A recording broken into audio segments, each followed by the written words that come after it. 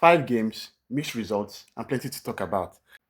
Arsenal's preseason had moments to celebrate, but there are also some moments that should worry us.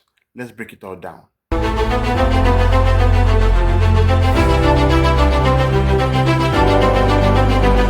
Going into the new season, Arsenal has some level of heartbreak going into the Carabao Cup semi-finals and losing to the eventual winners, Newcastle, coming second again in the Premier League, going all the way to the semi-finals of the Champions League but losing to PSG.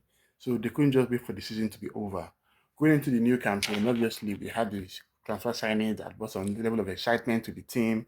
We started with Kepa Arrizabalaga, then Martin Zubimendi, then Christian Nogard, then Noni Madueke, Christian Muskera, and of course Victor Gyökeres. But off the pitch, we have done some very good work. We need to see the players come into the pitch and see what they will do ahead of the new campaign. Our first game was in Singapore when we played against AC Milan. It was quite an interesting game because obviously we got to see some of our new signings coming to the fore. However, it was a game that was kind of really riddled with a lot of profligacy. Arsenal missed so many great chances. We had 23 shots in that game and ended up with just 1-0. A goal from Saka that even looked like as if he was not intending on shooting it well. But the performance was good. The defensive shape was strong. At least there was some encouragement basically in that game. Kivio had a good chance, cross it into Saka, and he swiped it in for a goal. There were a couple of chances that were missed and all that, but we kind of took some encouragement from that game against AC Milan. And then we're looking forward to the next one, which was against Newcastle. The Newcastle game didn't start as much as Arsenal would have liked, with Antonio Elanga scoring the very first goal with his very first shot of the game. Michael Kelly was exposed on the left, and there was a cross that went through to Elanga and he wiped it in. But Arsenal did well to get an equalizer for Mikel Merino. It was a very lovely goal. Bjorn Merino actually started the effort, stealing the ball from Martin Tonali in midfield, then giving it to Havertz, who gave it to Trossard. Trossard sent it back to Havertz. Havertz flicked it to Merino, and he had a very beautiful side foot into the goal. And of course, there was the amazing own goal by Alex Murphy. Havertz got a chance in behind, crossed the ball in, but Murphy was trying to take the ball from Saka, blasted the ball into his own goal. But that was all right. First half, 2-1. That's not looking good. Going into the second half, Jacob Murphy was at the edge of the box. For some reason, he was not marked, and his shot kind of blindsided Raya somewhat. I don't know. Anytime I think about that chance, I'm always wondering whether Raya could have done better. Maybe there was a deflection. I don't know. But it was 2-2. Then in came Max Dauman. That boy is sensational. I was, I didn't know much about Dauman. Minus, seeing all the YouTube clips and hearing about him and stuff like that. But when he came on the pitch against Newcastle, the energy, the confidence, the ability, oh my God. Eventually, it was a run into the box. So I saw him set down by the Tog, Joel Linton, and Martin Odegaard stepped up, to score the penalty. And of course, Odegaard's last penalty was against Manchester United in the FA Cup, and he missed that. But it was good to see him scoring. So obviously, it was like a 3-2 win for us, and we're done with Singapore. So the first 2 games in Singapore were good. The players did well. The rotation was also nice. We got to see Zubimendi in some games. We got to see Nogard in some other games. Then, of course, Kepa, he saved 3 penalties against AC Milan. That was some good stuff. Then we flew to Hong Kong to play the old enemy, Tottenham. The game against Tottenham was totally different from what we saw in Singapore. The lads just, I wouldn't say that they were lethargic, but it was just strange. The goal we considered was comedy, like pure comedy. Yes, if it was like in a Premier League or Champions League or a competitive game, VAR would have actually checked the tackle that Richarlison did on Lewis Kelly. But David Raya needed to learn from this. He had the same issue against Real Madrid last season when he gave the ball to Saliba. Saliba was not quite sighted, and Vinicius Junior stole the ball and put it into an empty net. Raya saw that Lewis Kelly had 3 players marking him, but for some reason he gave him the ball. Maybe he was expecting him to give him back. I don't know, but it was embarrassing. Obviously, they took the ball from Lewis Kelly, and Pape Matessa swung it in from an audacious, range. But even besides the goal that was conceded, Arsenal were on the back foot for most of the game. Pedro Porro crossed the ball that clipped the post. Using Odobet had another shot that clipped the post. And even Richarlison, from 2 years out, the guy found a way to even miss a chance that was very glaring for him. So we exposed in that game. There was the low blow that Tottenham put up when they were leading us. We couldn't break down. And of course, we gave Gyökeres 13 minutes of play, and you could see how the Hong Kong fans screamed. We've longed for a striker like him, and he came in, but obviously it wasn't too effective. So we flew back to the Emirates to take on Villarreal. Villarreal, our last memory against Villarreal, our last game against Villarreal was a very painful one. That was in the Europa League. That was how many seasons ago? When we met them in the semi-finals when Emery was still their coach. They had beaten us 2-1 in their home and drew 0-0. Because was it the other way around? I know it was one was 0-0. I think it was 0-0 at the Emirates and 2-1 in El Madrigal or something. And of course, we couldn't make the Europa League that season because of that. So seeing them, of course, and it's so nice to see Nicolas Pepe. He has found a new lease of life after leaving us. Now he went to Trabzonspor in Turkey, played a couple of games there. But when he moved to Spain, you could just see that at least he has become a bit better. And it was not nice seeing the fans boo him. He scored the first goal, did the whole "I'm sorry" kind of celebration thing, but it didn't matter, I guess. So he scored the first goal, and the second goal was by Eta Enyong. But one thing that struck me in that Villarreal game was that Kivior was, I don't know, he was in a different world. Especially for that first goal, he was just, well, these things happen. These things happen, but I was not impressed with Kivior in that game. So eventually we got one back when Martinelli crossed the ball for Nogard. Obviously, we've always known that he's very good in the air, so it was good to see him get that chance. Then going into the second half, we tried to attack, and of course, he passing behind the defense. So and now Danjuma go one-on-one with Kepa Arrizabalaga and he placed him. The last time Danjuma was one-on-one with the national keeper was when he was in Girona against Neto, when Neto came all the way out of his box. So obviously, Danjuma scored to make it 3-1. Then Max Dalman came up again, did the slalom run, and got a penalty that Odegaard took. So it wasn't a nice run out in front of the fans, 3-2 to Villarreal, but we had one more game to make things right. Which brings us to our most compelling and exciting performance of the preseason so far. Arsenal played against Athletic Club, and I guess one key thing to note here was that we played with the potential XI for the Manchester United game. Raya was in goal, Timber was ahead of White, Saliba and Gabriel were the expected centre backs.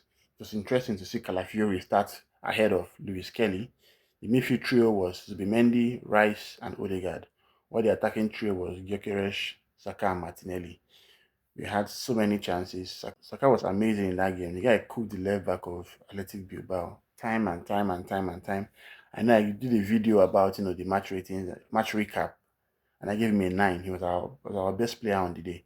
The first goal was a good one. Martin Zubimendi crossing it for Gyökeres, who makes it in with his head. Last season, 39 league goals he scored for Sporting CP. Not one was a header. That just lets you know how this was kind of strange. But he did well. He even had another header that hit the post. So Madueke came in at the second half sub. The second goal from Saka. I think a ball that was crossed in there. Martinelli was one-on-one with the goalkeeper, but fed him because he's in a better position to score, which was good. And the last goal was very interesting. Saka lobbed the ball up, and Kai Havertz used his strength and showed some speed to finish the ball. So that was a positive way to finish the preseason. Now, one thing I really love was the fact that Gyökeres scored a goal. He actually needed to, get off the mark ahead of Arsenal's game against Manchester United, and that have filled him with so much confidence. So, who were the standard performers during the preseason? I would say Havertz was one, scored 2 goals, gave 2 assists. Saka was also very good, Odegaard at least did well with his penalties this time. Zubimendi showed his class. But I think one of our best preseason players was Max Dalman. He was very, very, very interesting and very, very amazing in the games he played. Showed some level of confidence that we could see, and the team did okay. There's some players that came up, had a good run out there, some that were not disappointing. But overall, the lads did well. Even though the result didn't really reflect the true potential of what they could do in terms of the games against Tottenham and Villarreal. But overall, the guys did very, very well, in my opinion. Concerns and areas to improve. Number one were our defensive concentration lapses. In the game against Tottenham, Raya didn't do well. In the game against Villarreal, we were exposed a couple of times. Even in the game against Newcastle, I didn't like the fact that Jacob Murphy had that much room to take his chance to shoot the ball. That was after we were going to have closed him down. Of course, in the game against Villarreal, we were just an off day, and The Premier League is very unforgiving. If you have off days, you're going to be punished. Last time we checked, Arsenal had 14 draws last season and they led in 9 of those games. If they, kept their heads and defended better, you'd have had those victories. So those defensive concentration lapses need to end, and I'm hoping that, I think I'll really look at this and talk to the lads about it. Another challenge I had was the fact that we struggled with the low block when we came up against Tottenham in Hong Kong. After they scored that goal, they kind of dropped deep, and we could not find a way around them. Low blocks have been one of our biggest kryptonites in recent memories, and we need to find a way around. That's why I'm still hoping that we can get over the line to get someone like Iberici Eze, because if you have someone like Eze and he's walking through the middle, he will be able to really support us, break down those low blocks. Injuries.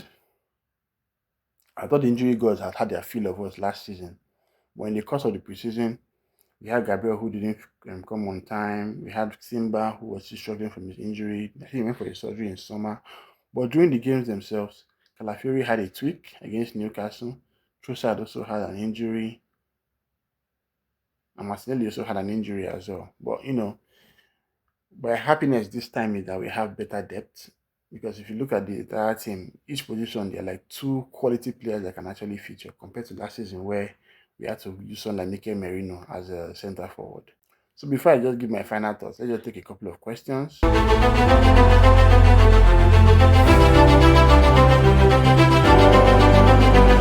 the first question from Kelechi: have Arsenal's performances given you hope?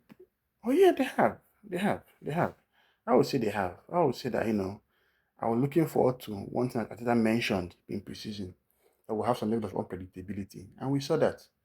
We saw what Gyökeres did when he came on. We saw what Havertz did when he came on. We saw what Martinelli was doing on the left wing. We saw what happened when Madueke came and did his own thing on the left wing. We saw how we could play with Nogard. We saw how we could play with Bimendi. So we saw how we could play with Mosquera. A couple of players came and actually showed us that unpredictability that we're actually looking for. Someone like Kepa now, he needs to be a very good cup keeper for us. Penalty shootout, we can trust in him to make at least and make some couple of saves. So this season gives me a lot of hope. Right now we have the right level of depth to to in case any of our players get injured. We don't hope for anything like that. But at least the lads now are a better quality. So that gives me a lot of hope. Our squad is very balanced. We have a very good attack. We have an amazing defense. And our midfield is very good as well. This is a question from MC Moore. What's your preferred lineup come Sunday? Okay, I would say David Raya in goal, Julian Timber as the right back, Saliba and Gabriel in the middle, Lewis Kelly as the left back, Zubimendi in the holding role, Declan Rice in the box-to-box role, that's the left eight, Martin Odegaard in the right eight, Saka on the right wing, Martinelli on the left wing, and Gyökeres in attack. I know Asatula loves Havertz, but this is a game that we need Gyökeres to play.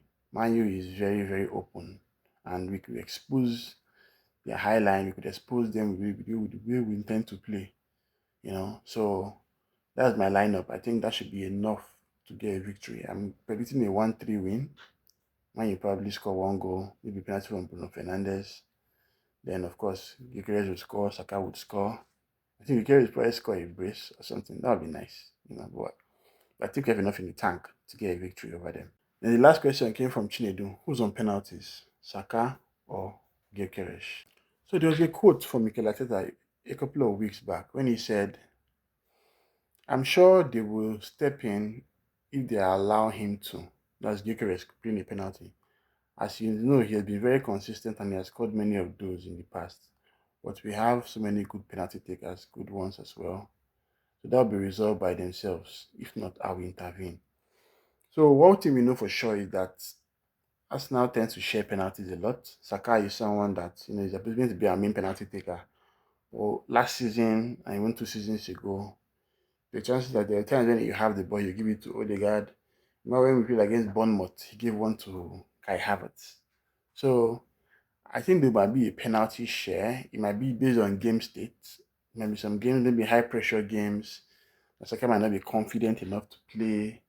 He can leave it for Gyökeres to blast it in. And in games when we're leading comfortably and we want to score one more, if Saka has not scored yet, he might just take it.